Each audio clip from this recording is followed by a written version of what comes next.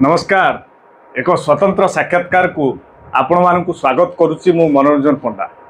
दर्शक बंधु आज आम सहित आलोचना करने अछंती उत्कल सांबादिक संघर सभापति श्रीयुत विभूति भूषण कर। दीर्घ वर्ष पर सहित ए साक्षात्कार सांबादिक मानकर समस्या एवं केते दूर समाधान होउछि से तमाम आमे तांकोठु आज सुनिबा। श्रीयुत कर स्वागत करुच्ची आलोचना केमती अच्छा बहुत भल आमे दीर्घ वर्ष पर आपण आज साक्षात्कार नवार सुजोग मिलला। सांबादिक मानकर अवस्था आज जदि आपण देखिबे केमती अछि? ये गोटे सार्वजनीन समस्या समग्र भारतवर्ष रे सांबादिक मानकर समस्या क्रमागत भाव बढ़ी कमी ना बोली कहवा। सबु स्तर रे विकास होइछि किंतु सांबादिकता वृत्तिर विकास हेई नाही बोली स्पष्ट भाव में कहबारे कौन दुई मत रहा उचित नुहे।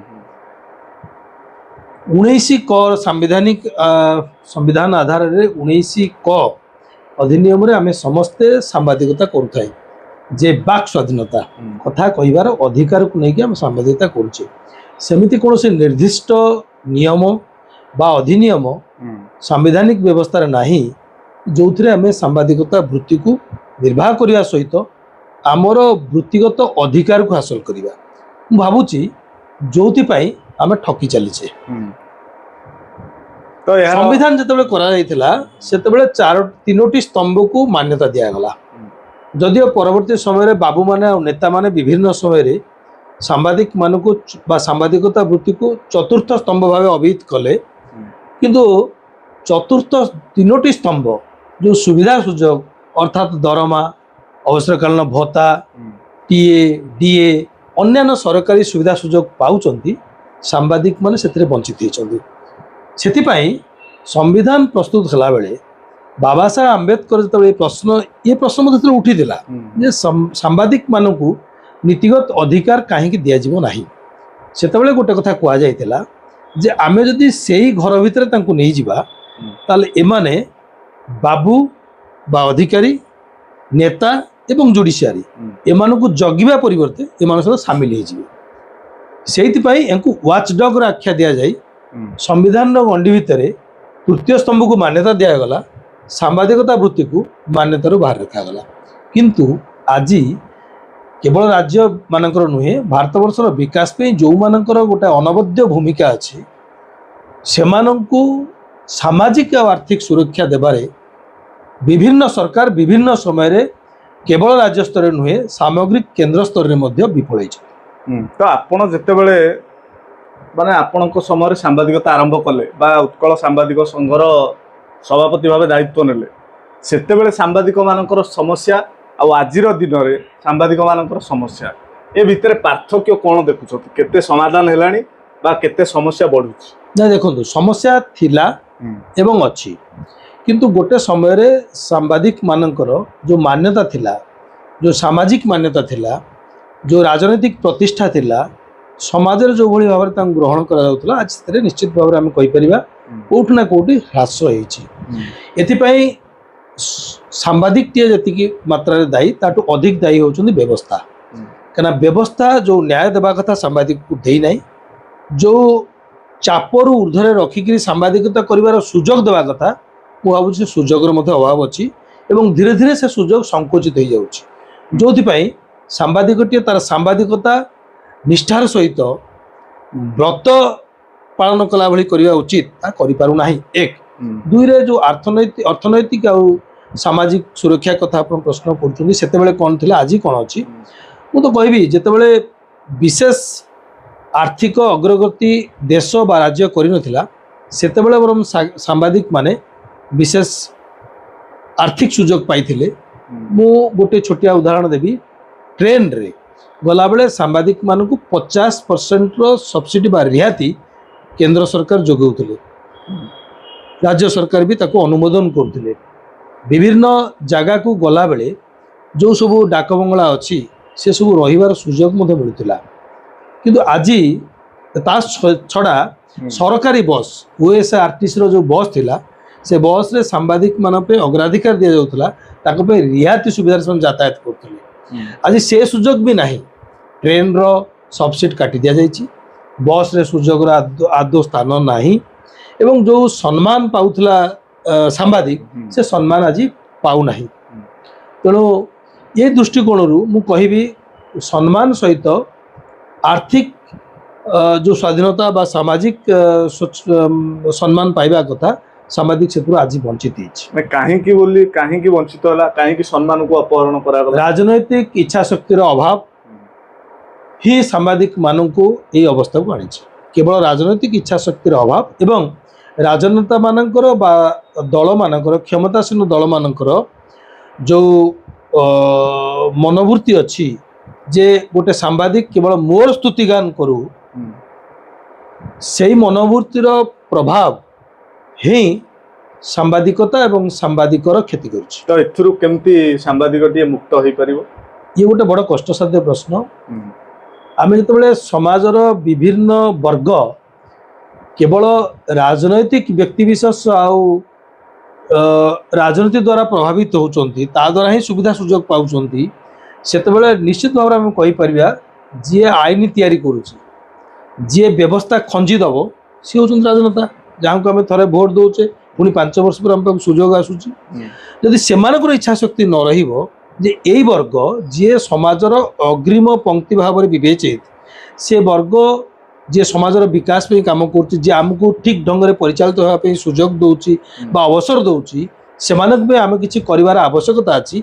ये मानसिकता जो राजनेता भितर न रही मनोवृत्ति जो राजनीति भितर अभाव रे से पर्यंत सांबादिक सुजोग पाइबार वंचित भितर मानसिकता कहीं अभाव रोचे देखु आपड़ जदि ठीक भाव में सांबादिकता करेंगे गोटे राजनेतार बा गोटे दलर क्षमतासीन दलर दोष दुर्बलता को प्रकाश करेंगे असुया भाव शिकार हे आक्रोश शिकार हे सी आपण को सुविधा सुजोग देवे ना कारण एबे क्षमता सर्वस्व राजनीति बा स्वार्थ सर्वस्व राजनीति को कौन गोटे दल भीतर सीमित ना भारत वर्षर जेकोसी दल को आप कहे आज तैयारी होता दल केवल तैयारी होची निजर स्वार्थपाई राजनेता स्वार्थपाई एवं दलीय स्वार्थपाई से दृष्टिकोण जो निजर स्वार्थ उपर कौन सांबादिकतार प्रभाव पड़ो ताको हानि होवार संभावना सृष्टि हम से जगार मु भावुची सांबादिकतार स्वार्थ को तार सामाजिक और अर्थनैतिक स्वाधीनता को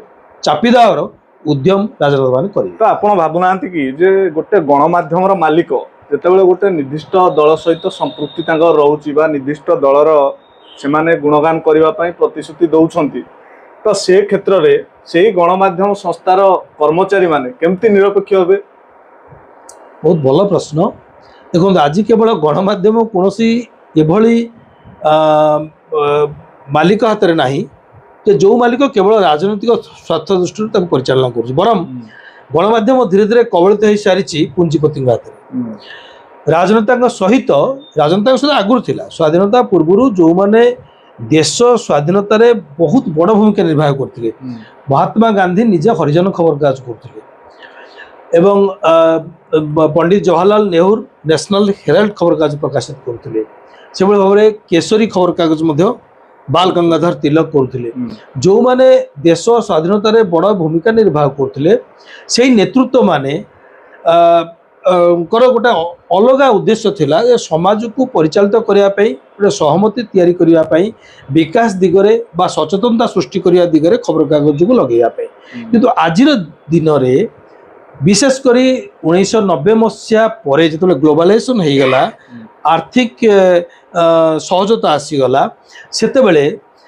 जगतीकरण जो प्रभाव रहा से प्रभाव पर धीरे धीरे खबर कागज संस्था गुड़िक पुंजीपति एवं राजनेता द्वारा कबलित होगला राजनेता माने निज स्वार्थपाई अर्थात केमी राज्यसभा को जीवु केमी लोकसभा टिकेट पाइबू विधायक भाव निर्वाचित होबू एवं आमर जो खबर कागज बाहर जो संस्था अच्छी व्यावसायिक संस्था ताकू किभली सुरक्षा देबू से खबर कागज को नियोजित कलु ठीक अनुरूप भाव में पुंजीपति माने निजर पुंजीर सुरक्षा निजर दुर्नीतिर सुरक्षा निजर व्यावसायिक प्रतिष्ठान सुरक्षा खबर कागज को सांबादिकता को व्यवहार कले जो आज सांबादिकतार स्खलन देखा तो ये तो गोटे कथा आपन कहले किंतु आउ गोटे कथा होची जे गोटे गणमाध्यम संस्था चलवाई बहुत पुंजीर आवश्यकता एवं ସରକାରଙ୍କର ଯୋଉ ଆଡଭର୍ଟାଇଜମେଣ୍ଟ ରହିଛି ତା ଗୋଟେ ମୁଖ୍ୟ ଭୂମିକା ନିର୍ବାହ କରୁଛି। ଯଦି ସେଇ ସଂସ୍ଥା ସରକାରଙ୍କର ଗୁଣଗାନ ନ କରିବ ତାହେଲେ ଆଡଭର୍ଟାଇଜମେଣ୍ଟ ଆସିବନି, ତାହେଲେ ସଂସ୍ଥା କେମିତି ଚାଲିବ?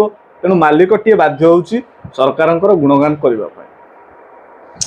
ଇଏ ବି ଗୋଟେ ସୁନ୍ଦର ପ୍ରଶ୍ନ। ମୁଁ ପୂର୍ବରୁ କହିଲି ଯେତେବେଳେ ସମାଜ ପାଇଁ ସାମ୍ବାଦିକତା, ସମାଜ ପାଇଁ ସମ୍ବାଦପତ୍ର ଏ କଥା ସରକାର ଆଉ ରାଜନେତା ବୁଝିବେ ସେତେବେଳେ ଦମନମୂଳକ ମନୋବୃତ୍ତି ପରିହାର କରିବେ। କିନ୍ତୁ ଆଜିର ଦିନରେ ଖବରକାଗଜ ସମାଜ ପାଇଁ ନୁହେଁ, ନ ଲାଗୁ, ସମାଜର ବିକାଶ ପାଇଁ ନ ଲାଗୁ, ଏଇ ମନୋବୃତ୍ତି ରହୁଛି ଦଳୀୟ ବିକାଶ ପାଇଁ, ଦଳୀୟ ସ୍ୱାର୍ଥ ପାଇଁ, ରାଜନେତାମାନଙ୍କ ସ୍ୱାର୍ଥ ପାଇଁ, ଦଳର ଅଭିବୃଦ୍ଧି ପାଇଁ, ରାଜନେତାଙ୍କର ଅଭିବୃଦ୍ଧି ପାଇଁ, ତାଙ୍କ କ୍ଷମତାକୁ ସୁରକ୍ଷା ଦେବା ପାଇଁ ଲାଗୁ କରାଯାଉ। ଏଇ ଯେଉଁ ମନୋବୃତ୍ତି ପାଇଁ ଯେଉଁ କଥା ଆପଣ କହିଲେ ତିଆରି କରାଯାଇଥିଲା କ୍ଷୁଦ୍ର ମଧ୍ୟମ ଖବରକାଗଜ ଯେତେ ମାତ୍ରାରେ ଛପାଯାଉ ନା କାହିଁକି ତାଙ୍କୁ ନିୟମିତ ଭାବରେ କ୍ରମାଗତ ଭାବରେ ରାଜ୍ୟ ସରକାର, କେନ୍ଦ୍ର ସରକାର ତାଙ୍କୁ ବିଜ୍ଞାପନ ଦେବେ। ଆଜିର ଦିନରେ କ୍ଷୁଦ୍ର ଆଉ ମଧ୍ୟମ ଖବରକାଗଜ ମାନେ କେନ୍ଦ୍ର ସରକାରଙ୍କ ଠାରୁ ଗୋଟିଏ ଟଙ୍କାର ମଧ୍ୟ ପାଉନାହାନ୍ତି ବିଜ୍ଞାପନ। ଅଥଚ ସେମାନେ ତାଙ୍କର ଏତେ ଗୁଡ଼ିଏ ନିୟମ କାନୁନ ଭିତରେ ତାଙ୍କୁ ବାନ୍ଧି ଦିଆଯାଇଛି। ଆପଣ ପେପର ଛପେଇବେ, ତାକୁ ସବମିଟ୍ କରିବେ, ଠିକ୍ ସମୟରେ ବାର୍ଷିକ ଯେଉଁ ଆର୍ଥିକ ରିପୋର୍ଟ ତାଙ୍କୁ ଦେବେ ବା ରିଟର୍ଣ୍ଣ ଦାଖଲ କରିବେ, ସରକାରଙ୍କ ପାଖରେ ଯେଉଁ ପଞ୍ଜୀକୃତ ହୋଇଛି ତାର ରିନ୍ୟୁଆଲ୍ ପଞ୍ଜୀକରଣର ରିନ୍ୟୁଆଲ୍ କରିବେ। ଏ ସବୁ କଥା ଲଗାଇ ଦିଆଯାଇଛି। ଆଇନ କାନୁନକୁ କବଳିତ କରାଯାଇଛି ଖବରକାଗଜକୁ, କିନ୍ତୁ ଯେଉଁ ସୁବିଧା ସୁଯୋଗ ଦିଆଯାଉଥିଲା ଖବରକାଗଜକୁ ସରକାରଙ୍କ ତରଫରୁ ସେଥିରୁ ତାଙ୍କୁ ବଞ୍ଚିତ କରାଯାଇଛି, ତାକୁ ଚାପି ଦିଆଯାଇଛି। ତ କୁହନ୍ତୁ। ନାଇଁ, ଏ ତ ରହିଲା, ଇଏ ହେଲା ହିଁ ସାର କଥା। ଖବରକାଗଜ ସାମାଜିକ ସ୍ୱାର୍ଥରେ ଲାଗୁଛି, ଆଉ ସାମାଜିକ ସ୍ୱାର୍ଥ ହିଁ ଆମ ସମସ୍ତଙ୍କର ସ୍ୱାର୍ଥ, ରାଜନେତାମାନଙ୍କ ସ୍ୱାର୍ଥ, ଅଧିକାରୀମାନଙ୍କ ସ୍ୱାର୍ଥ। ଆମେ ସମସ୍ତେ କ'ଣ ପାଇଁ କାମ କରୁଛୁ? ଆମେ ସମସ୍ତେ ଦେଶର ବିକାଶ ପାଇଁ, ରାଜ୍ୟର ବିକାଶ ପାଇଁ, ଏବଂ ଦେଶ ବିକାଶ ଯେତେବେଳେ ରାଜ୍ୟ ବିକଶିତ ହେବ ଆମେ ସ୍ୱତଃ ଆମେ ବିକଶିତ ହେବା, ଏଇଥିପାଇଁ କାମ କରୁଛେ। କିନ୍ତୁ ଯଦି ସମାଜ ଆଉ ଦେଶ ବା ରାଜ୍ୟର ବିକାଶ ପାଇଁ କାହାର ଆମର ମନୋବୃତ୍ତି ନ ରହିବ ସେତେବେଳେ ନିଶ୍ଚିତ ଭାବରେ ସେଇ ବର୍ଗରେ ବା ସେଇ ଜାଗାରେ ଆପଣଙ୍କର ନୀତିଗତ ସ୍ଖଳନ ହେବ। ତ ଦିନକୁ ଦିନ ସାମ୍ବାଦିକ ମାନଙ୍କର ସ୍ୱାଧୀନତା ହ୍ରାସ ପାଉଛି ନା ବୃଦ୍ଧି ପାଉଛି? ଏଇଟା ଆପଣ ରିପୋର୍ଟରୁ ପାଉଥିବେ। 180 ରାଷ୍ଟ୍ର ଭିତରେ ସମଗ୍ର ବିଶ୍ୱରେ ଗୋଟେ ସର୍ଭେ କରାଯାଏ, ପ୍ରତିବର୍ଷ କରାଯାଏ। 2025 ମସିହାର ସର୍ଭେ ରିପୋର୍ଟ କହୁଛି ସମଗ୍ର ବିଶ୍ୱରେ ଯେ ଆମେ 180ଟି ରାଷ୍ଟ୍ର ଭିତରେ 158 ସ୍ଥାନରେ ଅଛେ।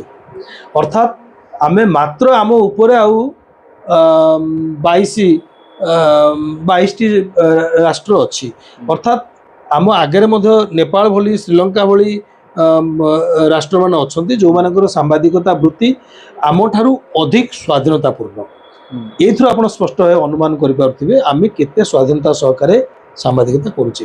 ଏବଂ ଏଇ କଥାଟି କହିବାକୁ ଗଲାବେଳେ ମୁଁ ଆପଣଙ୍କୁ ମନେ ପକାଇ ଦେବାକୁ ଚାହିଁବି 2012-13 ମସିହାରେ ଯେଉଁ ସାରଣୀ ପ୍ରସ୍ତୁତ କରାଯାଇଥିଲା ବିଶ୍ୱ ସ୍ତରରେ ସେଥିରେ ଆମର ସ୍ଥାନ 136ତମ ସ୍ଥାନ ଥିଲା। 136ତମ ସ୍ଥାନରୁ 22ଟି ପାବଛ ଉପରକୁ ଯାଇ ସ୍ୱାଧୀନତାର ଚାପି ଦିଆଯାଇଛି, ଆମର କଣ୍ଠରୋଧ କରାଯାଇଛି ସାମ୍ବାଦିକତାର, ଏ ବିଶ୍ୱ ସାରଣୀ ହିଁ ସୂଚାଉଛି। ଏଥିରେ ଅଧିକ କିଛି କହିବାର ଆବଶ୍ୟକତା ନାହିଁ। ତ ସିଧାସଳଖ ଭାବରେ ମାନେ ଜଟିଳ ଭିତରେ ଉତ୍ତର ନ ଦେଇ ଗୋଟେ ସରଳ ଭାଷାରେ ଉତ୍ତର ଦେବେ, ଏଥିପାଇଁ ଦାୟୀ କିଏ? ମୁଁ ଅତ୍ୟନ୍ତ ସରଳ ଭାଷାରେ ଆପଣଙ୍କୁ ପୂର୍ବରୁ କହିଛି। ଏଥିପାଇଁ ଦାୟୀ ମୁଁ ଦୁଇଟି କଥା କହିବି। ଆପଣ କେବଳ ଦାୟୀ କିଏ ପଚାରୁଛନ୍ତି, ମୁଁ ଆର ନିରାକରଣ ବି କହିପାରିବି। ଏତେ ଦିନ ଏ ଉତ୍କଳ ସାମ୍ବାଦିକ ସଂଘର ରାଜ୍ୟ ସଭାପତି ଭାବରେ 15ରୁ 17 ବର୍ଷ ହେଲା ଦାୟିତ୍ୱ ନେଲେଣି। ଆ ଭିତରେ ନିଶ୍ଚିତ ଭାବରେ ମୁଁ ଅନୁଭବ କରିସାରିଛି ଯେ ଏଥିପାଇଁ ଦାୟୀ କିଏ ଏବଂ ଆର ନିରାକରଣ କ'ଣ। ଏଥିପାଇଁ ଏଥିରେ କୌଣସି ପ୍ରଶ୍ନ ନାହିଁ। ମୁଁ ଭାବୁଛି ଦାୟୀ ହେଉଛନ୍ତି ଏଥିରେ ଯେଉଁମାନେ କ୍ଷମତାସୀନ ଦଳ ରହୁଛନ୍ତି, ଯେଉଁମାନେ ବିଭିନ୍ନ ବର୍ଗ ପାଇଁ ସୁବିଧା ସୁଯୋଗ ଖଞ୍ଜି ଦେବାର ଦାୟିତ୍ୱ ନେଇଛନ୍ତି। ଏବଂ ସବୁଠୁ ଗୁରୁତ୍ୱପୂର୍ଣ୍ଣ ବିଭାଗ ଯେତେବେଳେ ସାମ୍ବାଦିକତା, ସମାଜର ବିକାଶ ପାଇଁ ତାଙ୍କର ଆବଶ୍ୟକତା ଅଛି, ନେତାମାନଙ୍କୁ ସଠିକ୍ ଢଙ୍ଗରେ ପରିଚାଳିତ କରିବା ପାଇଁ ଆବଶ୍ୟକତା ଅଛି, ବିଭିନ୍ନ ଜାଗାରେ ହେଉଥିବା ଦୁର୍ନୀତିକୁ ସାମ୍ନାକୁ ଆଣିବାରେ ଯାହାଙ୍କର ବିଶେଷ ଭୂମିକା ଅଛି, ସେମାନଙ୍କ ପାଇଁ ଯେଉଁ ସାମାଜିକ ଅର୍ଥନୈତିକ ସୁବିଧା ଏବଂ ସାମ୍ବାଦିକତା କରିବା କ୍ଷେତ୍ରରେ ଯେଉଁ ସ୍ୱାଧୀନତାର ଆବଶ୍ୟକତା ଅଛି ତାକୁ ଯୋଗାଇବାର ଭୂମିକା ହେଉଛି ଯେଉଁମାନଙ୍କର, ସେଇମାନେ ଦାୟୀ। ନିରାକରଣ କଥା ମୁଁ ଯଦି କହିବାକୁ ଚାହେଁ, ମାଲିକ ମାନେ ଦାୟୀ ନୁହନ୍ତି? ନିଶ୍ଚିତ। ଶୁଣନ୍ତୁ, ମାଲିକ ଆପଣ ପୂର୍ବରୁ ଗୋଟେ ଏଭଳି କଥା ହେଲା, ଦ୍ୱନ୍ଦାତ୍ମକ କଥା ହେଲା। ମାଲିକ ମାନେ ଦାୟୀ ବୋଲି ଆମେ କହିପାରିବା, କିଛି ଅସୁବିଧା ନାହିଁ। କିନ୍ତୁ ଯଦି ମାଲିକ ମାନେ ଯୋଉଦିନ ଏ କଥା ଅନୁଭବ କରିବେ ସେଦିନ ଖବରକାଗଜ ଆଉ ରହିବନି ଭାରତବର୍ଷ। କାରଣ ଆପଣ ପୂର୍ବରୁ କହିଛନ୍ତି ତାଙ୍କର ବିଜ୍ଞାପନ ବନ୍ଦ ହେବ, ତାଙ୍କୁ ଜେଲରେ ପୁରାଇ ଦିଆଯିବ, ତାଙ୍କ ବ୍ୟବସାୟିକ ଅନୁଷ୍ଠାନକୁ କ୍ଷତିଗ୍ରସ୍ତ କରାଯିବ। କେତେବେଳେ କେଉଁ ମାଲିକ କାହିଁ ସାହସ କରିବ? ଯିଏ କୋଟି କୋଟି ଟଙ୍କାର ପୁଞ୍ଜି ବିନିଯୋଗ କରିକିରି ଖବରକାଗଜକୁ ପ୍ରକାଶିତ କରିବ ବହୁଳ ଭାବରେ ପ୍ରସାରିତ କରିବା ପାଇଁ, ତା ଉପରେ ତ ଦମନମୂଳକ ଅତ୍ୟାଚାର କରାଯିବ, ସେତେବେଳେ କେଉଁ ମାଲିକ ସେ ବ୍ୟବସାୟକୁ ଆସିବ? ବ୍ୟବସାୟର ଅଭାବ ନାହିଁ, ଆହୁରି ବହୁକୋଣୀୟ ବ୍ୟବସାୟ ଅଛି, ସେ ବ୍ୟବସାୟରେ କାହିଁ ନ ଯିବ? ଏ ବ୍ୟବସାୟରେ କାହିଁ ଯିବ? ତେଣୁ ମାଲିକମାନେ ଦାୟୀ ଆଂଶିକ ଭାବରେ। ଆଉ ସେ ସ୍ୱାଧୀନତା ଦେବା ପାଇଁ ଯେଉଁ ଯାହାର ବି ମନୋବୃତ୍ତି ଥିବ ତାକୁ ଏଭଳି ଭାବରେ ବେଡ଼ି ପିନ୍ଧାଇ ଦିଆଯାଇଛି, ସେ ମନୋବୃତ୍ତିରୁ ଉପରକୁ ଯିବା ପାଇଁ ସେ ସାହସ କରିବ ନାହିଁ, ଆଉ ଯଦି କରେ ତାହେଲେ କ୍ଷତିଗ୍ରସ୍ତ ହେବ। ନାଇଁ, ମାଲିକମାନେ ଏ ବ୍ୟବସାୟକୁ ଏଇଥିପାଇଁ ଆସନ୍ତି କାରଣ ତାଙ୍କର ଅନେକ ଫାଇଦା ଅଛି। ତା ଆପଣ ଭାବୁନାହାନ୍ତି କି ଯେ ତାଙ୍କୁ ବେଡ଼ି ପିନ୍ଧେଇବାକୁ ବାଧ୍ୟ କରାଯାଉଛି, ନା ସେମାନେ ଜାଣିଶୁଣି ବେଡ଼ି ଭିତରେ ମୁଁ ପଶୁଛନ୍ତି? ପୂର୍ବରୁ କହିଛି ଯେ ନିଶ୍ଚିତ ଭାବରେ ସେମାନଙ୍କର ବ୍ୟବସାୟିକ ଅନୁଷ୍ଠାନକୁ କିମ୍ବା ରାଜନୈତିକ ସ୍ୱାର୍ଥକୁ ସୁରକ୍ଷା ଦେବା ପାଇଁ ସମ୍ବାଦପତ୍ର ବ୍ୟବସାୟକୁ ଆସନ୍ତି, କିନ୍ତୁ ସମ୍ବାଦପତ୍ର ବ୍ୟବସାୟକୁ ଆସିଲା ପରେ ଯେଉଁ ମାତ୍ରାରେ ସେ ତାଙ୍କ ସହିତ ଯୋଡ଼ି ହେଇଯାଆନ୍ତି ତା ମୂଳରେ ତାଙ୍କ ସ୍ୱାର୍ଥ ଥାଇପାରେ। କିନ୍ତୁ ମୁଁ ଆପଣଙ୍କୁ ପ୍ରଶ୍ନ କରିବି, ବିନା ପୁଞ୍ଜିରେ କିଏ ଜଣେ ବହୁଳ ପ୍ରସାରିତ ଖବରକାଗଜ ପ୍ରକାଶିତ କରିପାରିବ? ଆଜିକାଲି ପ୍ରିଣ୍ଟରର ଯାହା ଦାମ, ପେପରର ଯାହା ଦାମ, କାଳିର ଯାହା ଦାମ, ମ୍ୟାନପାୱାରର ଯାହା ଦାମ, ସେଇ ମୂଲ୍ୟ ଦେଇକିରି କେହି ତ ଘରୁ ଜମି ବିକିକିରି ତା ପ୍ରାସାଦ ବା ତା ଘର ବିକିକିରି ଆସିକି ଏ ଭିତରେ ପୁଞ୍ଜିନିବେଶ କରିବ ନାହିଁ। ପୁଞ୍ଜିନିବେଶ ପାଇଁ ପୁଞ୍ଜିପତିର ଆବଶ୍ୟକତା ଅଛି। ପୁଞ୍ଜିପତି ସ୍ୱାର୍ଥ ହିଁ ଦେଖିବ, କିନ୍ତୁ ତାଙ୍କୁ ଯେତେବେଳେ ସିଏ ଯେତେବେଳେ ସ୍ୱାଧୀନ ଭାବରେ କିଛି କଥା କରିବାକୁ ଯାଉଥିବେ ସେତେବେଳେ ତାଙ୍କୁ କବଳିତ କରାଯିବ। ସେଠି ସ୍ୱାଧୀନତା ସହକାରେ ସେ ତାଙ୍କର ବ୍ୟବସାୟଟି ବା ତାଙ୍କର ସାମ୍ବାଦିକତା ବୃତ୍ତିକୁ ନିର୍ବାହ କରିବା ପାଇଁ କରିପାରିବେ ନାହିଁ। ଇଏ ହେଉଛି କଥା। ଇଏ ଗୋଟେ ପରସ୍ପର ଯୋଡ଼ି ହେଇଥିବା କଥା। ଏଥିରେ ସମାଜର ବି ଭୂମିକା ଅଛି। ଦେଖନ୍ତୁ, ମୁଁ ସ୍ପଷ୍ଟ ଭାବେ କହିବାକୁ ଚାହିଁବି, ଆପଣ ସାହୁ ବାଉଜର ଯଦି ଗୋଟେ ଆଜି ପଡ଼ୁଛି ବା ସେଇ ଭଳି କିଛି ଚିତ୍ର ସାମ୍ନାକୁ ଆସୁଛି, ତାହେଲେ ସମାଜରେ ତାର ଗୁଡ଼ିଏ ଲୋକ ପ୍ରଭାବ ପଡ଼ୁଛି। ପ୍ରଭାବ ଅଲଗା କଥା, ତାର ଭିଉଅର୍ସ ବଢ଼ି ଯାଉଛନ୍ତି, ତାର ଭିଉଅର୍ସ ବଢ଼ୁଛନ୍ତି, ସେ ଦେଖୁଛି ମୁଁ ୟୁଟ୍ୟୁବରୁ ଟଙ୍କା ପାଉଛି, ମୋ ଆକାଉଣ୍ଟକୁ ପଇସା ଆସୁଛି। କିନ୍ତୁ ଆମେ ଯଦି ଗୋଟେ ଦେଖିବା ଯେ ଅମୁକ ଜାଗାରେ ବା ସେ ଆପଣଙ୍କ ବାଙ୍କି ହଉ ବା ଯେକୌଣସି ଜାଗା ହଉ, ଯେକୌଣସି ବ୍ଲକର କୌଣସି ଉପାନ୍ତ ଅଞ୍ଚଳରେ ରାସ୍ତା ସଂଯୋଗୀକରଣର ଅଭାବରୁ ଗୋଟିଏ ଗାଁର 100 ପରିବାର ବା 200 ପରିବାର ଅସୁବିଧାରେ ପଡ଼ୁଛନ୍ତି, ସେ ଚିତ୍ରକୁ ସେ ଦୃଶ୍ୟକୁ ଦେଖିବା ପାଇଁ ଗୋଟିଏ ଯୋଡ଼ିଏ ଭିଉଅର୍ସ ଦେଖିଦେଲେ ଖାଲି ଆଡ଼େଇ ପ୍ରାଥମିକତା ଦେଉନାହାନ୍ତି ବା ତାର ପ୍ରଭାବ ରହୁନାହିଁ। ତେଣୁ ସେ ଜାଗାରେ ଜଣେ ପ୍ରସ୍ତୁତ କରୁଥିବା ଭିଜୁଆଲ ବା ଖବର ପ୍ରସ୍ତୁତ କରୁଥିବା ସମ୍ବାଦପତ୍ର କିଭଳି ଭାବରେ ଆଗକୁ ଯାଇପାରିବ ଆପଣ କୁହନ୍ତୁ। ତେଣୁ ସମାଜରେ ମଧ୍ୟ ଅଛି ଯେ ଆମେ ଭଲ ଖବରକୁ ପ୍ରାଥମିକତା ଦେବା, ଭଲ ଖବରକୁ ଗୁରୁତ୍ୱ ଦେବା, ଭଲ ଖବରକୁ ପଢ଼ିବା ଏବଂ ଦେଖିବା, ଖରାପ ଖବର ପ୍ରତି ଦେଖିବା ନାହିଁ, ତା ପ୍ରତି ଆନମନା ହେବା। ଯଦି ସେ କଥା ହେଇଯିବ, ଅନେକ ମାତ୍ରାରେ ମଧ୍ୟ ଖବରକାଗଜ ସଂସ୍ଥା, ସାମ୍ବାଦିକତା ଏବଂ ସାମ୍ବାଦିକ ସୁଧାରିଯିବାରେ ଅଟୋମେଟିକ୍ ସୁଧାରିଯିବ। ତ ଏ ପ୍ରଶ୍ନ ଯେତେବେଳେ କିଛି ବଡ଼ ବଡ଼ ସାମ୍ବାଦିକଙ୍କୁ ପଚରାଗଲା, ସେମାନେ ଉତ୍ତର ଦେଲେ ଯେ ଲୋକ ଦେଖୁଛନ୍ତି ବୋଲି ଆମେ ଦେଖାଉଛୁ। ନାଇଁ, ଇଏ ପରସ୍ପର ମୁଁ କହିବି ତାକୁ ଆଙ୍ଗଆଙ୍ଗିକା ଯାହା କହନ୍ତି, ମାନେ ଆଙ୍ଗିକ ହେଇକି ଅଛି, ମିଶିକି ଅଛି। ଆମେ ଯେଉଁମାନେ ଆମେ କହୁଛେ ଅଗ୍ରିମ ପଙ୍କ୍ତିର ଆମେ ନାଗରିକ, ସମ୍ବାଦପତ୍ର ବା ସାମ୍ବାଦିକ ଯିଏ ସମାଜର ଆଲୋକବର୍ତ୍ତିକା, ସମାଜକୁ ଲାଇଟ୍ ଦେଖେଇବ, ଆଲୋକ ଦେଖେଇବ। ଆମେ ଯଦି କହିବା ଲୋକ ଦେଖୁଛନ୍ତି ବୋଲି ଆମେ ଦେଖୁଛେ, ଆପଣ ଯେଉଁ ନାଟ୍ୟ ସଂସ୍ଥାମାନେ ଅଛନ୍ତି, ଯେଉଁମାନେ ନାଟକ କରୁଛନ୍ତି, ନାଚ ପାର୍ଟି ଯାହାକୁ କହୁଛନ୍ତି, ଯାତ୍ରା ପାର୍ଟି, ସେମାନେ ଆଜିକି 30 ବର୍ଷ ତଳକୁ ଯାଆନ୍ତୁ, ଆମେ ବି ଛୁଆବେଳେ ନାଟକ ଦେଖିବାକୁ ଆସୁଥିଲୁ ଏବଂ ଏତେ ମାତ୍ରାରେ ଲୋକ ନାଚ ଦେଖୁଥିଲେ, ତାର ପ୍ରଶଂସା କରୁଥିଲେ, ସେ ଯେଉଁ ଷ୍ଟୋରିକି ଦୀର୍ଘଦିନ ମନେ ରଖୁଥିଲେ ଏବଂ ଫିଲ୍ମରେ ପ୍ରଦର୍ଶିତ ହେଉଥିବା ଗୀତକୁ ଆଜି ପର୍ଯ୍ୟନ୍ତ ଲୋକ ଭୁଲି ପାରୁନାହାନ୍ତି। ସେ ଗୀତ ଗୋଲ୍ଡେନ୍ ଏରାର ଗୀତ ବୋଲି କୁହାଯାଉଛି। ସେତେବେଳେ ସେଇ ଦୃଶ୍ୟକୁ ଲୋକମାନେ ଗ୍ରହଣ କରୁଥିଲେ, ଦେଖୁଥିଲେ, ମନେ ରଖୁଥିଲେ, ତାର ଗ୍ରହଣୀୟତା ଥିଲା। ତାହେଲେ ଆଜି ଯଦି ଆମେ ସମସ୍ତେ ସମାଜ ପାଇଁ ଭଲ ଯାହା ସେଇ ଦୃଶ୍ୟକୁ ପରିବେଷଣ କରିବା, ସେଇ ଦୃଶ୍ୟକୁ ସେଇ କଥାକୁ ଉଲ୍ଲେଖ କରିବା, ତାହେଲେ ମୁଁ ଭାବୁଛି ସମାଜ ଆପେ ଆପେ ତାକୁ ଗ୍ରହଣ କରିବ ଏବଂ ସମାଜ ସେଇ ଅନୁସାରେ ଗଢ଼ି ହେଇଯିବ। ଆମେ ବି ଚିନ୍ତା କରିବା ଉଚିତ, ଆମ ଅଜାଣତରେ ବା ଆମ ସ୍ୱାର୍ଥ ପାଇଁ ଆମେ ସମାଜକୁ ଏକ ଭିନ୍ନ ଦିଗରେ ଗଢ଼ୁନାହେଁ ତ? ଏହାର ନିରାକରଣଟି କ'ଣ ଟିଏ କହୁନାହାନ୍ତି? ନିରାକରଣ ମୁଁ କହିଲି ଆପଣଙ୍କୁ, ଇଏ ସମସ୍ତଙ୍କର ଭୂମିକା ରହିବା ଉଚିତ। ଯେଉଁମାନେ ଦର୍ଶକ ଅଛନ୍ତି, ଯେଉଁମାନେ ପାଠକ ଅଛନ୍ତି, ସେମାନେ ସେଇ ଭଲ ଖବରକୁ, ଭଲ ଦୃଶ୍ୟକୁ, ଯାହା ସମାଜ ପାଇଁ ଭଲ, ସମାଜର ବିକାଶ ଦିଗରେ ଉପଯୋଗ ହେଇପାରିବ, ସେ ଦୃଶ୍ୟର ପ୍ରତି ଗ୍ରହଣୀୟତା ବଢ଼ାନ୍ତୁ ଏବଂ ଯେଉଁମାନେ ଏଇ ଦୃଶ୍ୟ ଉତ୍ତୋଳନ କରୁଛନ୍ତି ଏଇ ଆଲେଖ୍ୟ ତାଙ୍କ ସମ୍ବାଦପତ୍ରରେ ପ୍ରକାଶିତ କରୁଛନ୍ତି ସେମାନେ ମଧ୍ୟ ଧୀରେ ଧୀରେ ଏଇ ଯେଉଁ ଅପ୍ରାସଙ୍ଗିକ ଦୃଶ୍ୟ ଗୁଡ଼ିକ ଅଛି ସମାଜ ଉପରେ ଭିନ୍ନ ପ୍ରଭାବ ପଡ଼ୁଛି କୁପ୍ରଭାବ ପକାଉଛି ସେଥିରୁ ଦୂରେଇ ଯାଇକରି ଭଲ ଖବର ପ୍ରତି ନଜର ଦିଅନ୍ତି। ତ ଶୀତକର ଆଉ ଗୋଟିଏ କଥା ହେଉଛି ଯେ ଦୀର୍ଘ ବର୍ଷର ବିଜେଡି ସରକାରରେ ସାମ୍ବାଦିକଙ୍କ ପ୍ରତି ସରକାରଙ୍କର ମନୋବୃତ୍ତି ବା ଯେଉଁ ସାମ୍ବାଦିକଙ୍କ ସୁରକ୍ଷା ଆଇନ କଥା କୁହାଯାଉ ଲାଗୁ କରିବା ପାଇଁ ଆପଣ ଅନେକ ସମୟରେ ଆନ୍ଦୋଳନ କରୁଥିଲେ ଆପଣଙ୍କ ସଂଘ। ସେତେବେଳେ ସରକାରଙ୍କର ମନୋବୃତ୍ତି କେମିତି ଥିଲା ସାମ୍ବାଦିକମାନଙ୍କ ପ୍ରତି? ଯେତେବେଳେ ଆନ୍ଦୋଳନ ହେଲା ସାମ୍ବାଦିକମାନେ ଅନୁଭବ କଲେ ସରକାର ମଧ୍ୟ ଭାବିଲେ ଯେ ସାମ୍ବାଦିକମାନେ ଆନମନା ହେଉଛନ୍ତି ସାମ୍ବାଦିକମାନେ ହୁଏତ ଆମର କ୍ଷତି କରିପାରନ୍ତି ସେତେବେଳେ ଗୋଟେ ଛୋଟିଆ ଲଲିପପ୍ ଦେଲା ଭଳି ସ୍ୱାସ୍ଥ୍ୟ ବୀମା ଯୋଜନାଟି ଲାଗୁ କଲେ। କିନ୍ତୁ ମୁଁ ଆପଣଙ୍କୁ କହିବାକୁ ଚାହିଁବି ଭାରତବର୍ଷର ପାଖାପାଖି 20ଟି ରାଜ୍ୟ ବର୍ତ୍ତମାନ ସୁଦ୍ଧା ସାମ୍ବାଦିକମାନଙ୍କୁ ଅବସରକାଳୀନ ଭତ୍ତା ଦେଉଛନ୍ତି 10ରୁ 8ରୁ 25,000 ଟଙ୍କା ପର୍ଯ୍ୟନ୍ତ। ସର୍ବାଧିକ ଅରୁଣାଚଳ ପ୍ରଦେଶ 25,000 ଟଙ୍କାର ଅବସରକାଳୀନ ଭତ୍ତା ସାମ୍ବାଦିକମାନଙ୍କୁ ଦେଉଛନ୍ତି ଏବଂ 8,000 10,000 15,000 ପର୍ଯ୍ୟନ୍ତ ଦେଉଛନ୍ତି। ବିହାର ପ୍ରଥମ ରାଜ୍ୟ ଯିଏ କେବଳ ସାମ୍ବାଦିକ ପାଇଁ ପେନସନ୍ ଲାଗୁ କରିନାହିଁ ବରଂ ସାମ୍ବାଦିକଟିଏ ମୃତାହତ ହେଲେ ତାର ସ୍ତ୍ରୀ ମଧ୍ୟ ସେ ପେନସନରେ ଭାଗିଦାର ହେବ ସିଏ ବଞ୍ଚିଥିବା ପର୍ଯ୍ୟନ୍ତ ପେନସନ୍ ପାଇବ ଏଭଳି ଏକ ଅନନ୍ୟ ସୁଯୋଗ ସାମ୍ବାଦିକଙ୍କୁ ଦେଇଛି। ସେ ତୁଳନାରେ ଓଡ଼ିଶା ସରକାର କ'ଣ କରିଛନ୍ତି ସେଇଭଳି ଭାବରେ ସାମ୍ବାଦିକ ସୁରକ୍ଷା ଆଇନ ବିହାର ମହାରାଷ୍ଟ୍ର ଆଉ ଛତିଶଗଡ଼ ଭଳି ରାଜ୍ୟ ଯେ ସାମ୍ବାଦିକ ସୁରକ୍ଷା ଆଇନ ପ୍ରଚଳନ କରିଛନ୍ତି। ଆପଣ ସାମ୍ବାଦିକ ସୁରକ୍ଷା ଆଇନ କାହିଁକି ଜରୁରୀ ମୁଁ ଭାବୁଛି ଏଠି କହିଦେବା ଉଚିତ ହେବ।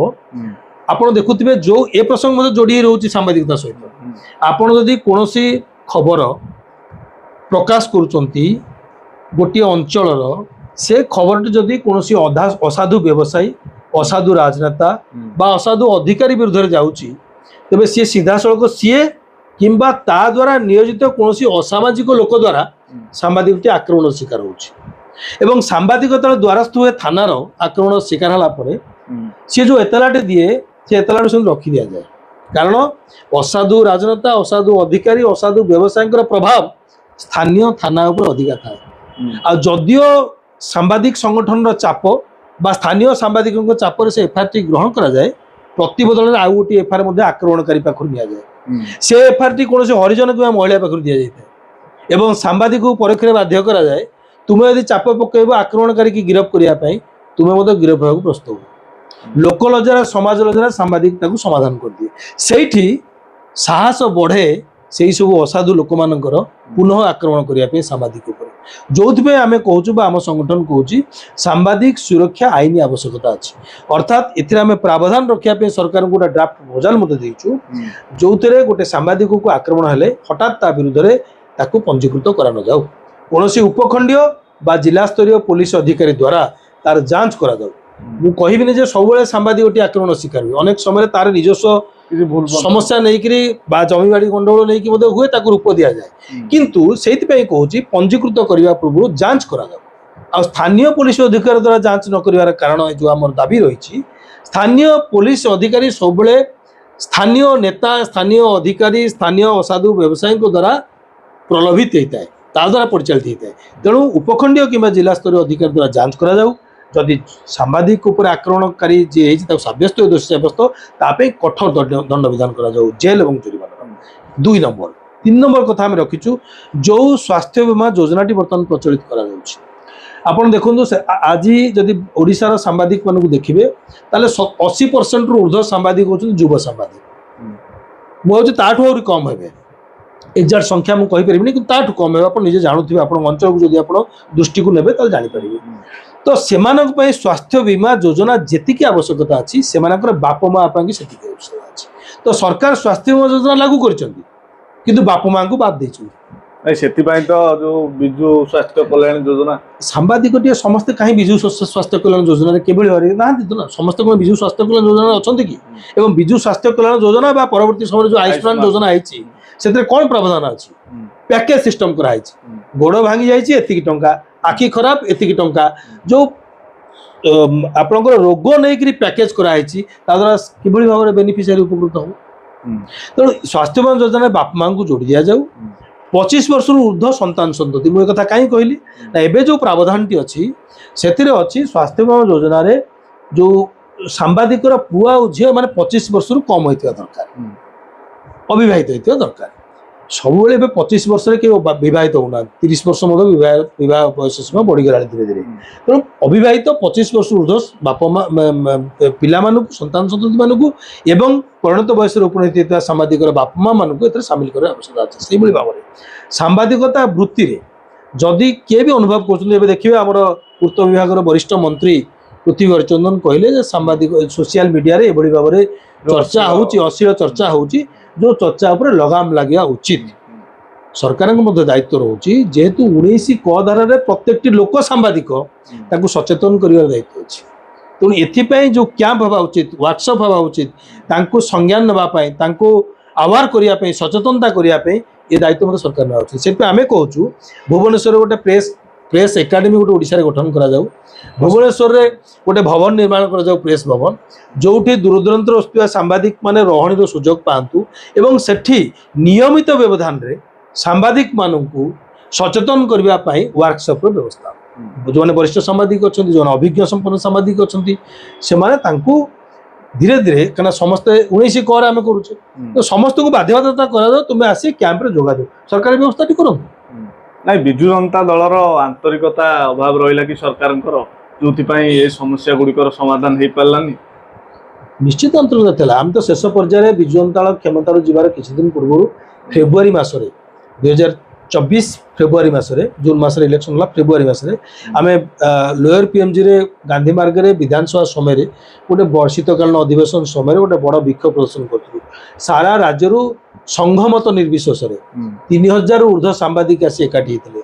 ପରବର୍ତ୍ତୀ ସମୟରେ ନବୀନ ନିବାସରୁ ଡକରା ଆସିଥିଲା ଯିବା ପାଇଁ, ଆମେ ଭେଟିଥିଲୁ ଏବଂ ଯେଉଁ 18ଟି ରାଜ୍ୟରେ ମୁଁ ଆପଣଙ୍କୁ କହିଲି, ଆଜି ଏବେ ତ 20ଟି ରାଜ୍ୟ ଦେଲେଣି, 18ଟି ରାଜ୍ୟରେ ଯେଉଁ ପେନସନ ସୁବିଧା ଲାଗୁ କରୁଛନ୍ତି ସାମ୍ବାଦିକମାନଙ୍କ ପାଇଁ, ତାର ଦସ୍ତାବିଜ, ସାମ୍ବାଦିକ ସୁରକ୍ଷା ଆଇନ ଯେଉଁ 2ଟି ରାଜ୍ୟରେ ଲାଗୁ କରୁଛନ୍ତି ତାର ଦସ୍ତାବିଜ ସବୁ ସଂଗ୍ରହ କରିକି ପ୍ରାୟ 200 ପୃଷ୍ଠାର ଦସ୍ତାବିଜ ଆମେ ସରକାରଙ୍କୁ ଦେଇଥିଲୁ, ନବୀନ ନିବାସରେ ନେଇକି ଯେଉଁମାନେ ଦାୟିତ୍ୱରେ ଥିଲେ ତାଙ୍କୁ ଦେଇଥିଲୁ ଏବଂ ପ୍ରତିଶ୍ରୁତି ମିଳିଥିଲା ଆମେ ତାକୁ କରିବୁ। ତେଣୁ ଅବହେଳା ତ ନିଶ୍ଚିତ କରିଛନ୍ତି, ସୁଯୋଗ ଥିଲା, ବିପୁଳ ସମର୍ଥନ ଥିଲା, ସାମ୍ବାଦିକମାନଙ୍କ ପାଇଁ ସୁଯୋଗ ଉପଲବ୍ଧ କରିବାରେ କୌଣସି ଅସୁବିଧା ନଥିଲା, ପ୍ରତିବନ୍ଧକ ନଥିଲା ଏବଂ ସବୁଠୁ ବଡ଼ କଥା ସମାଜର ପ୍ରତ୍ୟେକ ବର୍ଗ ପାଇଁ, ମହିଳା, ଆପଣ ଦେଖିଥିବେ ସେତେବେଳେ ବଙ୍ଗଳା ଲୋକମାନଙ୍କ ପାଇଁ ଏଠି ଭୂମି ଦିଆଗଲା, ଜାଗା ପୁରୀରେ ଏବଂ ଚନ୍ଦ୍ରଶେଖରପୁରରେ ଦିଆଗଲା ବୈଶ୍ୟ ସମାଜ, ବଙ୍ଗଳା ସମାଜ, କିନ୍ତୁ ସାମ୍ବାଦିକ ପାଇଁ ଏତିକି କଥା ପ୍ରେସ୍ ଏକାଡେମୀ ଟିକେ କରାପାରିଲା ନାହିଁ, ତାକୁ ଭୂମି ଦିଆଯାଇପାରିଲା ନାହିଁ, ତା ପାଇଁ ସ୍ୱଳ୍ପ ଆର୍ଥିକ ସୁଯୋଗ ବା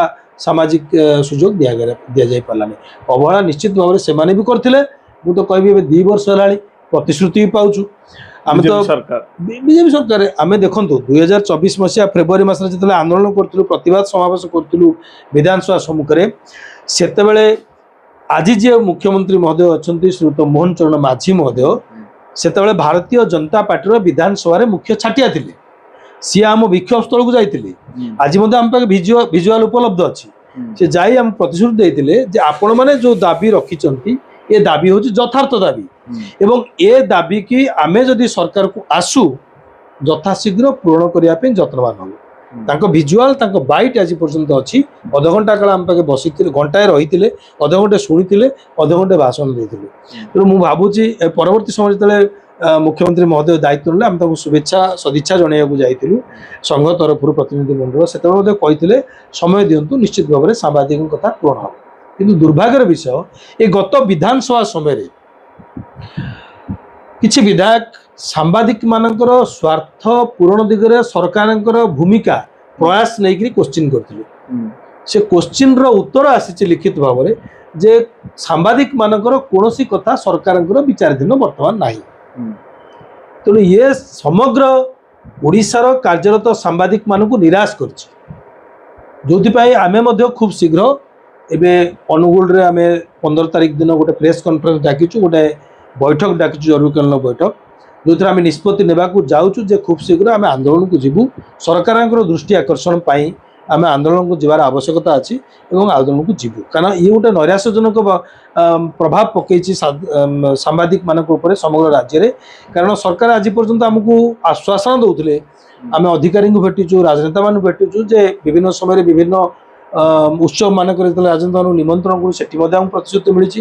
କିନ୍ତୁ ଯେତେବେଳେ ବିଧାନସଭାରେ ନୈରାଶ୍ୟଜନକ ଉତ୍ତର ମିଳିଲା ଯେ ଆମର କୌଣସି ସାମ୍ବାଦିକମାନଙ୍କର ସ୍ୱାର୍ଥ ସମ୍ବଳିତ ପ୍ରଶ୍ନର ବିଚାର କରିବା ପାଇଁ ନାହିଁ ଆମ ପାଖରେ ସ୍କୋପ୍, ଆମେ କରୁନାହୁଁ, ସେତେବେଳେ ନିରାଶ ସୃଷ୍ଟି ହେଇଛି। ତେଣୁ ଆନ୍ଦୋଳନ ଏକମାତ୍ର ବିକଳ୍ପ ଭାବରେ ଉଭା ହେଇଛି। ମୁଁ ଭାବୁଛି ଓଡ଼ିଶାର ଅନ୍ୟ ସଂଗଠନ ଅଣ୍ଟା ଭିଡ଼ୁଛନ୍ତି, ଖୁବ୍ ଶୀଘ୍ର ଦୃଷ୍ଟି ଆକର୍ଷଣ ପାଇଁ ଆବଶ୍ୟକତା ଅଛି, ଆମେ ସେ କାର୍ଯ୍ୟଟିକୁ ମଧ୍ୟ କରୁଛୁ। ତ ଆଉ ଗୋଟେ କଥା ହେଉଛି ଆମ ରାଜ୍ୟରେ ଏକାଧିକ ସାମ୍ବାଦିକ ସଂଘ ଅଛି ଯେଉଁମାନେ କହୁଛନ୍ତି ଯେ ଆମେ ସାମ୍ବାଦିକମାନଙ୍କ ସ୍ୱାର୍ଥ ପାଇଁ ଲଢ଼ୁଛୁ, କିନ୍ତୁ ବାସ୍ତବରେ ଗୋଟେ ଏମିତି ଚାପ ପକାଇବାର ଆବଶ୍ୟକତା ରହିଛି ସରକାରଙ୍କ ଉପରେ ଯେଉଁ ଚାପ ପକାଇବାରେ ସାମ୍ବାଦିକ ସଂଘଗୁଡ଼ିକ ବିଫଳ ହେଉଛି ଏବଂ ସାମ୍ବାଦିକ ସଂଘଗୁଡ଼ିକ କେବଳ ନିଜର ସ୍ୱାର୍ଥ ପାଇଁ କାମ କରୁଛି ବୋଲି ଅନେକ ସମୟରେ କିଛି ଲୋକ ଆଲୋଚନା କରନ୍ତି। ଆପଣ କହିବା କଥା ଯେ ସମ୍ମିଳିତ ଭାବରେ ନ କରିକିରି ବିକ୍ଷିପ୍ତ ଭାବରେ ଆପଣ ବିଭିନ୍ନ ସଂଗଠନ ଜରିଆରେ କଥା କହୁଛନ୍ତି। ମୁଁ ଆପଣଙ୍କୁ ଗୋଟେ ତାର ସରଳ ଉତ୍ତରଟେ ଦେବାକୁ ଚାହିଁବି। ସଚିବାଳୟରେ 3ଟି ସଂଘ, ଓଡ଼ିଶା ଓକିଲ ସଂଘ 3 ଭାଗରେ ବିଭକ୍ତ ଗୋଟେ ସମୟରେ ଥିଲା ବା 2 ଭାଗରେ ଏବେ ଅଛି। ସେମିତି ଅନ୍ୟାନ୍ୟ ସଂଘମାନେ ମଧ୍ୟ ଅନ୍ୟାନ୍ୟ ବର୍ଗର ସଂଘମାନେ ମଧ୍ୟ ବହୁଧା ବିଭକ୍ତ। କିନ୍ତୁ ଏଠି ଗୁରୁତ୍ୱପୂର୍ଣ୍ଣ ପ୍ରସଙ୍ଗ ହେଉଛି ସବୁ ସଂଗଠନ କ'ଣ କହୁଛନ୍ତି। ସାମ୍ବାଦିକ ସୁରକ୍ଷା ଆଇନ, ସ୍ୱାସ୍ଥ୍ୟ ବୀମା ଯୋଜନାରେ ବାପା ମାଆଙ୍କୁ ଯୋଡ଼ିବା ଏବଂ 25 ବର୍ଷରୁ ଉର୍ଦ୍ଧ୍ୱ ଅବିବାହିତ ସନ୍ତାନ ସନ୍ତତିକୁ ଯୋଡ଼ିବା, ଅବସରକାଳୀନ ଭତ୍ତା ପ୍ରଦାନ କରିବା, ପ୍ରେସ୍ ଏକାଡେମୀ ଗଠନ କରିବା ଏବଂ ରାଜ୍ୟଠୁ ଜିଲ୍ଲା ପର୍ଯ୍ୟନ୍ତ ଯେଉଁ ଅଧିସ୍ୱୀକୃତି କମିଟି ଥିଲା ପ୍ରେସ୍ କାଉନସିଲ୍ ଅଫ୍ ଇଣ୍ଡିଆ ଆଧାରରେ, ସେ ଅଧିସ୍ୱୀକୃତି କମିଟିକୁ ଗତ ସରକାର ଭାଙ୍ଗି ଦେଇଛନ୍ତି। ନବୀନ ସରକାର 2002 ମସିହାରୁ ସେ ଅଧିସ୍ୱୀକୃତି କମିଟିର ପୁନର୍ଗଠନ ଏବଂ ସାମ୍ବାଦିକମାନଙ୍କୁ ସେମାନେ ମର୍ଯ୍ୟାଦା ସହ ଅଧିସ୍ୱୀକୃତି ପ୍ରଦାନ, ଏଇ ଯେଉଁ ଦାବିଟି ସବୁ ସଂଗଠନ କରୁଛନ୍ତି। କେହି କହୁନାହାନ୍ତି ସାମ୍ବାଦିକଙ୍କୁ ସୁଯୋଗ ଦିଅ ନାହିଁ, କେହି କହୁନାହାନ୍ତି ସାମ୍ବାଦିକଙ୍କୁ ଅବସରକାଳୀନ ଭତ୍ତା ଦିଅନ୍ତୁ ନାହିଁ। ଯଦି ଆମର ଦାବି ସମାନ, ଆମେ ଭିନ୍ନ ଭିନ୍ନ ମଞ୍ଚରେ ଯଦି ସେ ଦାବିକୁ ରଖୁଛୁ, ତାହେଲେ ଭିନ୍ନ ଭିନ୍ନ ସଂଗଠନଙ୍କର ଯଦି ଏକଥା ରଖୁଛନ୍ତି ତାହେଲେ ସରକାରଙ୍କୁ ଗ୍ରହଣ କରିବା ଅସୁବିଧା କୋଉଠି ହେଉଛି। ଯଦି ଦାବି ଭିତରେ ଫରକ ଥାନ୍ତା, ଯଦି ସେଠି କିଏ ଭିନ୍ନ ଦାବି ରଖୁଥାନ୍ତା, ସରକାର କହିପାରନ୍ତେ ଯେ ଏ ସଂଗଠନ ସେ କଥା କହୁଛି, ଏ ସଂଗଠନ ଏ କଥା କହୁଛି, ଆମେ କୋଉ କଥା ରଖିବୁ। କିନ୍ତୁ ଦାବି ତ ପୂରଣ ହେଇପାରୁନି। ସରକାରଙ୍କର ମାନସିକତା ମୁଁ କହିଲି ନା।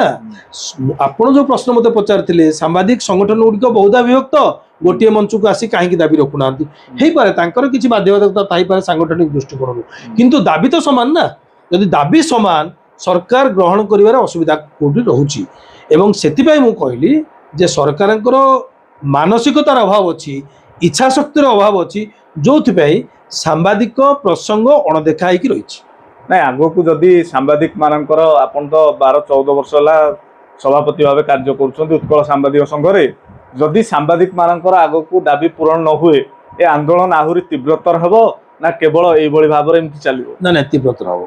ଆନ୍ଦୋଳନ ନିଶ୍ଚିତ ଭାବରେ ତୀବ୍ରତର ହେବ। କାରଣ ଦେଖନ୍ତୁ, ଗୋଟେ ଆନ୍ଦୋଳନ ସେତେବେଳେ ଦୃଢ଼ ହୁଏ, ତୀବ୍ର ହୁଏ, ଗତିଶୀଳ ହୁଏ, ଯେତେବେଳେ ସେଇ ଆନ୍ଦୋଳନ ସହିତ ଆନ୍ଦୋଳନର ପ୍ରସଙ୍ଗ ଯେଉଁମାନଙ୍କୁ ପ୍ରଭାବିତ କରେ, ଯେଉଁମାନେ ସେ ପ୍ରସଙ୍ଗର ସୁବିଧା ନିଅନ୍ତି ବା ଯେଉଁମାନେ ସେ ପ୍ରସଙ୍ଗରେ ଜର୍ଜରିତ ଥାନ୍ତି, ସେମାନଙ୍କର ଯେତେବେଳେ ମାନସିକତା ବଢ଼େ ବା ସେମାନଙ୍କର ଯେତେବେଳେ ବିତୃଷ୍ଣା ଭାବ ଆସେ, ନୈରାଶ ଭାବ ଆସେ, ସେତେବେଳେ ଆନ୍ଦୋଳନ ଅଧିକ ଲେଲିହାନର ରୂପ ନିଏ। ମୁଁ ଭାବୁଛି ଇଏ ହେଉଛି ପ୍ରକୃଷ୍ଟ ସମୟ। ବିଧାନସଭାରେ ଯେତେବେଳେ ସରକାର ବୈଧାନିକ ପ୍ରଶ୍ନର ଉତ୍ତରରେ କହିସାରିଛନ୍ତି ଯେ ଆମେ ସାମ୍ବାଦିକଙ୍କର କୌଣସି କଥାକୁ ବିଚାରକୁ ନେଉନାହୁଁ ବା ଏବେ ସବୁ ସୁଯୋଗ ନାହିଁ, ସେତେବେଳେ ନୈରାଶ ଭାବ ସୃଷ୍ଟି ହେଇଛି। ଆଉ ନୈରାଶ ଭାବ ସମସ୍ତ ସାମ୍ବାଦିକ, ଓଡ଼ିଶାର ଯେତେ କାର୍ଯ୍ୟରତ ସାମ୍ବାଦିକ ଅଛନ୍ତି ସମସ୍ତଙ୍କୁ ଗୋଟେ ଆନ୍ଦୋଳନକୁ ବିକଳ୍ପ ଭାବରେ ବାଛି ନେବାର ବାଟ ଦେଖେଇଛି।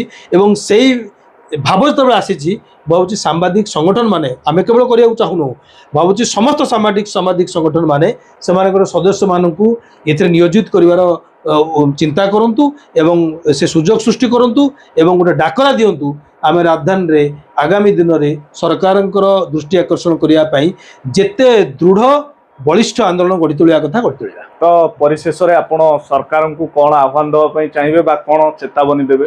ଦେଖନ୍ତୁ, ଚେତାବନୀ ଆହ୍ୱାନ ଆମେ ଦେଲେ ଯେ ସରକାର କିଛି କରିବେ ସେ କଥା ନାହିଁ। ସରକାର ଭଲ ଭାବରେ ସଚେତନ ଥିବେ, କାରଣ ସୋସିଆଲ ମିଡ଼ିଆ ଫାଷ୍ଟ।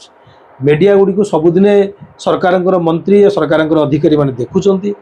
ଏଥିରେ ଯେଉଁ ଟିପ୍ପଣୀ ଟୀକା ଆସୁଛି विभिन्न स्तरରୁ विभिन्न स्थानीय स्तर सांबादिक मानकर ताको ମଧ୍ୟ ଅନୁଧ୍ୟାନ କରୁଥିବେ सरकार सचेतन हेबा उचित गोटे बड़ भूमिका थिला गत सरकार को क्षमतारू बाहर करिया पे सांबादिक मानकर अस्मिता प्रसंग हुए तो कई कोनोसी मंच ऊपर कहितै पारे किंतु से मंचर कथाटी को साधारण रे विचलित करिया पे साधारण प्रकाशित करियार दायित्वटी सांबादिक नैथिला एवं विफलता रो अनेक प्रसंग सांबादिक द्वारा स्थानीय स्तर रे पहुंचीथिला से समय न आसु एई सांबादिक तार निजर प्रसंग रे तार जो समस्या अच्छी से प्रसंग रे पुणी विमुख हो सरकारी सुविधार वंचित होकर सरकार सचेतन हेबा उचित उचित जिते शीघ्र संभव आम कि नुआ कथा कहूँ सरकार सब कहते आम आर्थिक दृष्टिकोण स्वच्छल अच्छु जो आम सुभद्रा योजना देखिले आसु सरकार लागू कले कौटू ऋण कले कौन कले सी एक भिन्न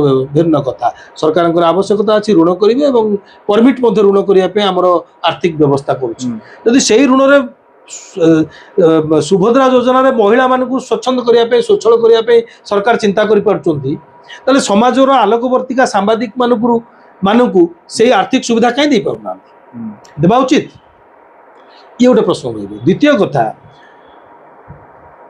एग्रीकल्चर सेस अच्छी शिक्षा सेस अच्छी सरकार विभिन्न समय आम जो कर दौचे डाली चाउल तेल लुण रे से शिक्षा सेस भी दौरान साधारण लोकटे जी पाठ पढ़ी नहीं सी भी दौर शिक्षा सेस जी चाष करूना सी भी दौर कृषि सेस ता द्वारा कृषि विकास हो शिक्षार विकास हो सांबादिक गोटे समस्त विकास कर दायित्व नौ तो तापी जदि आम 300 350 कोटी टका विज्ञापन राज्य सरकार दौरान बड़ बड़ खबर कागज मानक से गोटे सेस लगौना से सेस रु आदाय होता अर्थ गोटे पांठि तैयारी पार सामाजिक सांबादिक कल्याण आ जो कल्याण भावुँ लगे बोधे ये जो अवसरकालीन भत्ता ये एक से व्यवस्था हो जापर अतिरिक्त आर्थिक व्यवस्था सरकार करा पड़े तेणु मनोवृत्ति रहा दरकार इच्छा शक्ति रहा दरकार संघ सहित सरकार निरंतर आलोचना हवा दरकार से सरकार संघ मान आमंत्रण करा दरकार जार जहाँ सांबादिक संगठन आप आहरण कर सुविधा असुविधा ताकू आम आगे परिवेशन करूँ आम समाधान कर मूल कथा है इच्छा शक्ति मनोवृत्ति मु भावुँ ये सरकार जे लोकों सरकार बोली कहूँ से लोकों भितर आम अच्छू से लोकों कथा नहीं आपण पाखे पहुँचुचु तेणु आम लोकों सरकार लोक सुविधा व जन सुविधार वंचित देवा उचित नहीं ये कथा सरकार ध्यान देवा उचित दीर्घ वर्षर बीजेडी सरकार को सांबादिक चेंज करदेले नहीं सांबादिक गोटे भूमिका था लोक चेंज कले मतदाता माने बीजेडी सरकार को चेंज कले तार अनेक कारण अच्छी खाली आम कहबानी असुविधा अनेक कारण अच्छी किंतु गोटे बड़ भूमिका सांबादिक मानकर थिला गोटे लोकों भितर जो प्रसंगटी को नहीं थोइबार प्रसंग उपरे गोटे मत तैयारी करिवार मध्य भूमिका सांबादिक थिला इतने आप द्विमत हो पारे ना आम अस्मिता प्रसंग को जदि कहवा अस्मिता गोटे मंचर जेकोसी प्रसंग खाली अस्मिता नुहे गोटे मंचर नेता बा अधिकारी गोटे प्लाटफर्म रे किसी कथा कहीदेले से कथाटी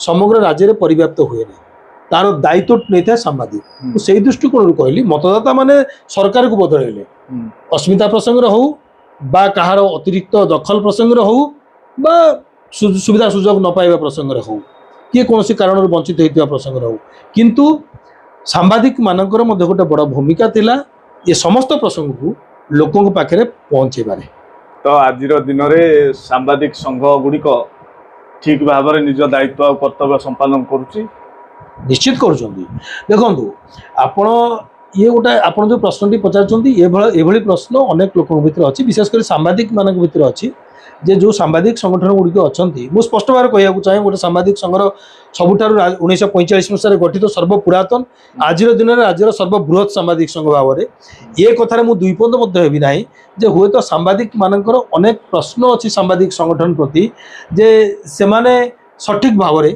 आमर दायित्व निर्वाह करना किंतु बुझी रखा उचित जो भाव में संवादपत्र मालिक माने बंधा जो भाव में संवादपत्र अनुष्ठान माने बंधा से भाव में विभिन्न वर्गर जो मैंने दायित्व नहीं से बंधा अच्छा किसी लक्षण रेखा अच्छी सांबादिक संगठन मान से लक्षण रेखा अच्छी मुझे पूर्व आउ गोटे कथा कहली जे सांबादिक माने जेतेबेले निजर स्वार्थ संबलित प्रश्न नहीं एकाठी होगापी मन बलैबे जेतेबेले निजे से स्वार्थ रु वंचित होकर जर्जरित होती ଅନୁଭବ କରିବେ ସେତେବେଳେ ସାମ୍ବାଦିକ ସଂଗଠନ କିଛି କରିପାରିବ। ମୁଁ ଯଦି ସାମ୍ବାଦିକମାନଙ୍କୁ ନ ନେଇକରି କିଛି ଡାକରା ଦେବି, ମୁଁ କାଲି ସକାଳୁ ଡାକରା ଦେବି ମୋର 30ଟି ଲୋକ ନେଇକି ବିଧାନସଭା ସମ୍ମୁଖରେ ଠିଆ କରିବି, ତାର ଦୁର୍ବଳତା ରହିବ। ସରକାର ଜାଣିବାରେ କିଛି ନାହିଁ, ସାମ୍ବାଦିକ ଭିତରେ ରିଆକ୍ସନ୍ ନାହିଁ, ପ୍ରତିକ୍ରିୟା ନାହିଁ। ତେଣୁ ସାମ୍ବାଦିକ ସଂଘର ଡାକରାରେ ଯେଉଁ ସାମ୍ବାଦିକମାନେ ପ୍ରଶ୍ନ କରୁଛନ୍ତି ସଂଗଠନର ଭୂମିକା ନେଇ, ସେମାନଙ୍କର ମଧ୍ୟ ସମାନ ଭୂମିକା ରହୁଛି, ସମାନ କର୍ତ୍ତବ୍ୟ ରହୁଛି। ସଂଗଠନ ଡାକରାରେ ପ୍ରତିଟି ସାମ୍ବାଦିକ ଗାଁ ଗହଳିରୁ ଆସିକି ରାଜରାସ୍ତାରେ ଠିଆ ହେବେ। ସେମାନେ ମଧ୍ୟ ତାଙ୍କ ଦାୟିତ୍ୱ ଯଦି ନିର୍ବାହ କରିବେ, ସଠିକ୍ ଭାବରେ କର୍ତ୍ତବ୍ୟ ନିର୍ବାହ କରିବେ, ତାହେଲେ ସାମ୍ବାଦିକ ସଂଘ ବଳିୟାନ ହେବ ଏବଂ ସାମ୍ବାଦିକ ସଂଘର ବଳିଷ୍ଠ ଯୁକ୍ତି ସରକାର ଆଗରେ ଉପସ୍ଥାପିତ କରିବାରେ ସୁବିଧା ରହିବ। ତ ଶୀତ କର ମୋର ଶେଷ ପ୍ରଶ୍ନ ଆପଣଙ୍କୁ, ଦୀର୍ଘ ବର୍ଷର ବିଜେଡି ସରକାର ଦେଖିଲେ, ଏବେ ପାଖାପାଖି 2 ବର୍ଷର ବିଜେପି ସରକାର, କେଉଁ ସରକାର ଭଲ? ତାର ମୂଲ୍ୟାୟନ ମୁଁ ଭାବୁଛି ପଞ୍ଚାୟତ ନିର୍ବାଚନ କରିବ। ସାମ୍ବାଦିକ କେବେ ହେଲେ କୌଣସି ସରକାରର ମୂଲ୍ୟାୟନ କରେ ନାହିଁ, ସରକାରର ବାସ୍ତବତାକୁ ଲୋକଙ୍କ ପାଖରେ ପହଞ୍ଚାଏ। ମୂଲ୍ୟାୟନ ଲୋକେ କରନ୍ତି ମତଦାନ ସହିତ, ଏବଂ ସେ ସୁଯୋଗ ଆପଣ ଦେଖିଛନ୍ତି ଏବେ ବିଜ୍ଞପ୍ତି ଜାରି ହେଇଛି ସ୍ଥାନ ସଂରକ୍ଷଣ ପାଇଁ ପଞ୍ଚାୟତ ଲେବୁଲରେ। ତେଣୁ 2027 ମସିହାର ପ୍ରଥମ ଭାଗରେ ପଞ୍ଚାୟତ ନିର୍ବାଚନ ହେବାକୁ ଯାଉଛି, ଯେଉଁଥିରେ ମାନେ ଓଡ଼ିଶାର ଗୋଟେ ବିପୁଳ ଜାଗା ବା ବହୁତ ଗୁଡ଼ିଏ ସ୍ଥାନ ତାଦେହରେ ଆସିବ, 314 ବ୍ଲକ ଏବଂ ପଞ୍ଚାୟତ ସମିତି ଯେଉଁଥିରେ ଗାଁର ନିର୍ଣ୍ଣାୟକ ଭୋଟ ମତଦାନ କରିବେ ଭୋଟରମାନେ। ତେଣୁ ସରକାର କିଭଳି ଭାବରେ କାମ କରୁଛନ୍ତି, ସରକାରଙ୍କ ପ୍ରତି ଲୋକଙ୍କର ମତ କ'ଣ, ସେ ମତର ପ୍ରତିଫଳନ ପଞ୍ଚାୟତ ନିର୍ବାଚନରେ ହେବ। ସାମ୍ବାଦିକ କେବେ ମତର ପ୍ରତିଫଳନ କରାଏ ନାହିଁ, ମତଦାତାମାନଙ୍କୁ ସଚେତନ କରାଏ। ବହୁତ ବହୁତ ଧନ୍ୟବାଦ ଶୀତ କର ଆମ ସହିତ ଆଲୋଚନାରେ ସାମିଲ ହୋଇଥିବାରୁ। Thank you. ତେବେ ଦର୍ଶକ ବନ୍ଧୁ, ଆମ ସହିତ ଥିଲେ ଉତ୍କଳ ସାମ୍ବାଦିକ ସଂଘର ସଭାପତି ଶ୍ରୀଯୁକ୍ତ ବିଭୂତି ଭୂଷଣ କର। ଅନେକ କଥା ତ କହିଲେ, ସାମ୍ବାଦିକମାନଙ୍କର ସମସ୍ୟା ସମ୍ପର୍କରେ କହିଲେ ଏବଂ ଆଶା ରଖିଛନ୍ତି ନୂଆ ସରକାର ସାମ୍ବାଦିକମାନଙ୍କ କଥା ଶୁଣିବେ, ତାଙ୍କର ସମସ୍ୟାକୁ ସମାଧାନ କରିବା ଦିଗରେ ପ୍ରୟାସ କରିବେ।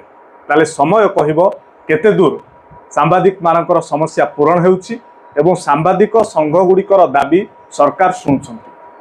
ଶୀତ କର କେତେ ଦୂର ଠିକ୍ କହୁଥିଲେ ଆଉ କେତେ ଭୁଲ କହୁଥିଲେ, ସେ ବିଚାର ଆପଣମାନଙ୍କର ରହୁଛି। ନମସ୍କାର।